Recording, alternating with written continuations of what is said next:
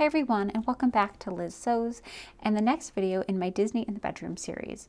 This month we're focusing on the lovely Jasmine from the Disney movie Aladdin.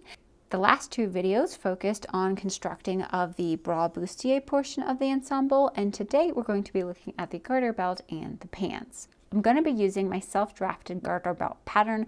I'll link up a video in the iCards above where I show you guys how I go about drafting a garter belt pattern based on my own measurements. I like to use self-drafted patterns, especially on my bottom, because I have a sort of unique length and shape below the waist.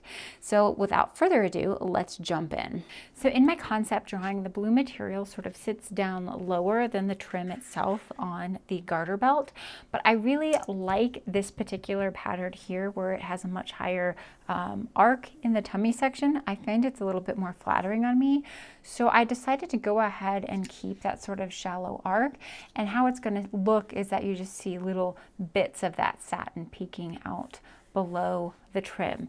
I'm hoping that the blue of the underwear in there will sort of offset the fact that you're not seeing a whole lot of blue in the garter belt itself. So just like we did for the bra, the trim itself is non-stretch, so I've gone ahead and used non-stretch material, that same lingerie satin in the front. I'm going to go ahead and apply it to my garment now before doing the side seams, because the trim is not going to be extending to the back piece. So the back is cut out of a stretchy power net, so I have some breathability and movability. So I'm going to go ahead and apply the trim just along the upper edge of my non-stretch front piece.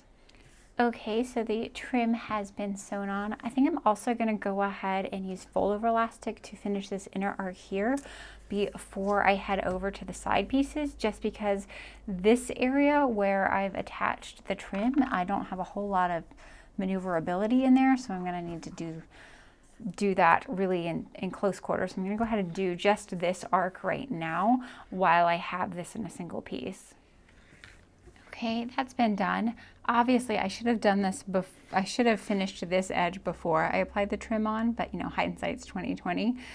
Luckily, the parts that were the trickiest are right under here, where it looks a little chewed up, are covered up by the trim itself, so it's not too bad. Every part that gets seen is obviously finished off really nicely.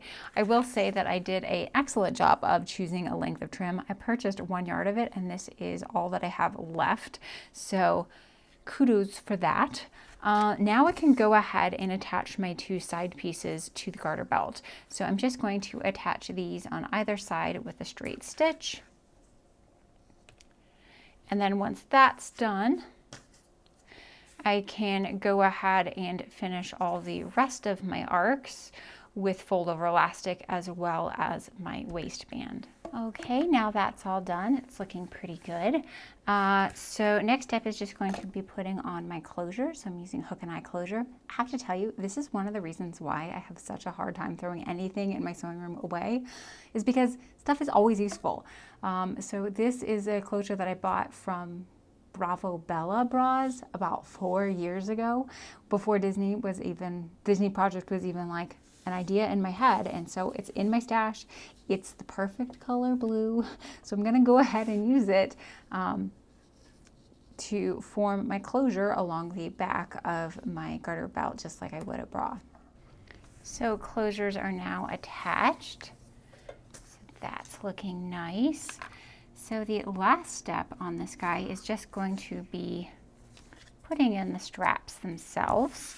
I'm gonna go ahead, I have some Caribbean strap elastic that matches this really well, and I have gold garter clips, and then I'm gonna go ahead and make these adjustable straps with some sliders. So basically I'm making them just the way I would make a bra strap, except instead of a ring, I'm gonna use the garter clip instead.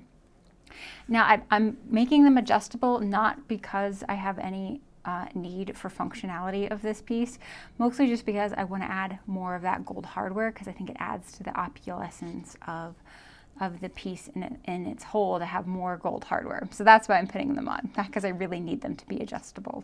So I just need to make all 4 of these straps, and then I'll go ahead and attach them to the end of the garter itself with another gold ring.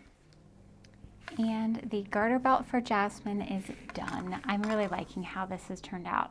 Originally I was thinking about adding more of those jewels along here, but I think it's just a little bit too much, especially with the stomach swag on the bra itself. There's a lot going on right in the midsection.